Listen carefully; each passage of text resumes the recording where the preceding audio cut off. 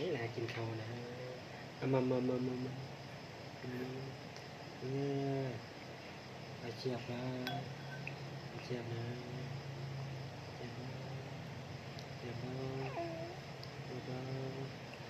เจียบนะเจียบเขาบ่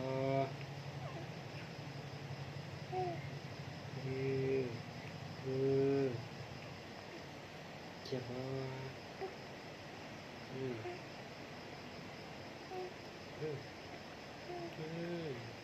เวลาเทพเวลาหิวเขา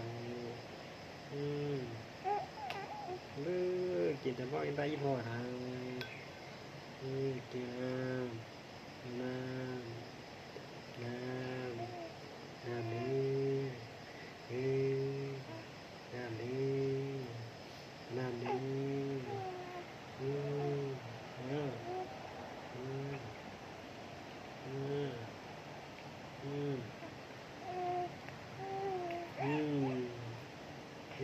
เชฟ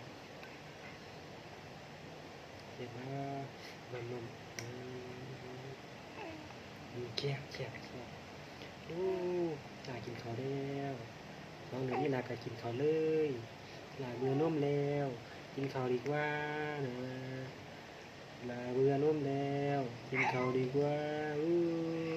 ลาดีที่ข้าวใหญ่ลากินข้าวลาที่ใหญ่แล้วลากินข้าวลาที่ใหญ่แล้วกินแล้วก็ไปหาพี่แม่เนาะเรียนแล้วพ่อป้าไปหาพี่แม่เนาะกินข้าวแล้วเดี๋ยวพ่อป้าไปหาพี่แม่มันเนื้อมันเนื้อ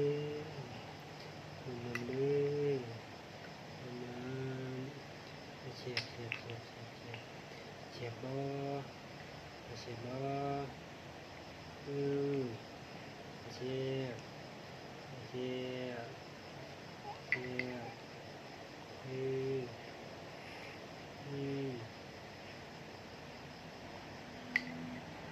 ชฟบ่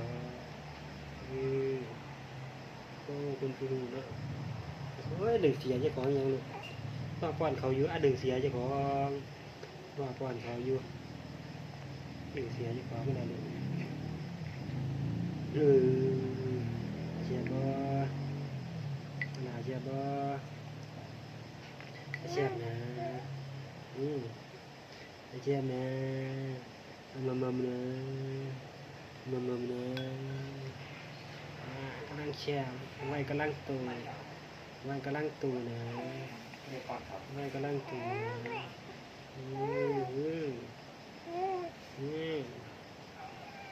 ไว้กำลังตูนะกินเขาอีกคนนึงป้อนเขา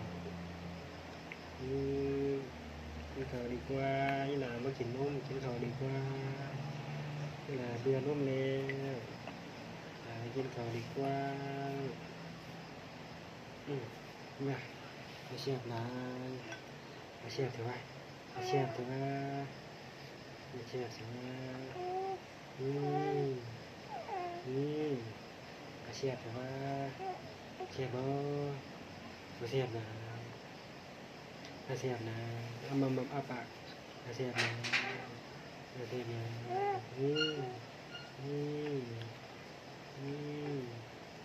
มาเชียบนะยังกินได้เชียบนะยังกินได้เชียบนะ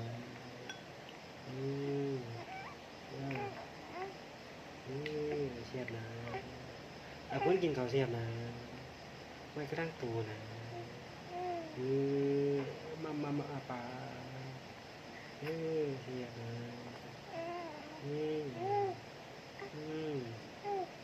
เชียบเนาะได้กินเชียบเนาะได้กินเชียบเนาะได้กินเชียบเนาะ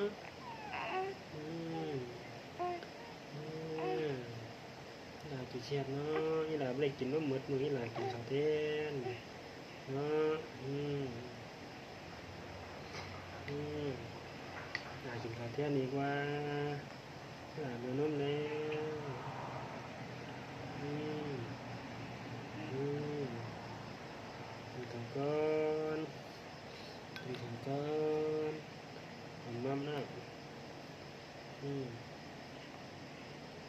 อืม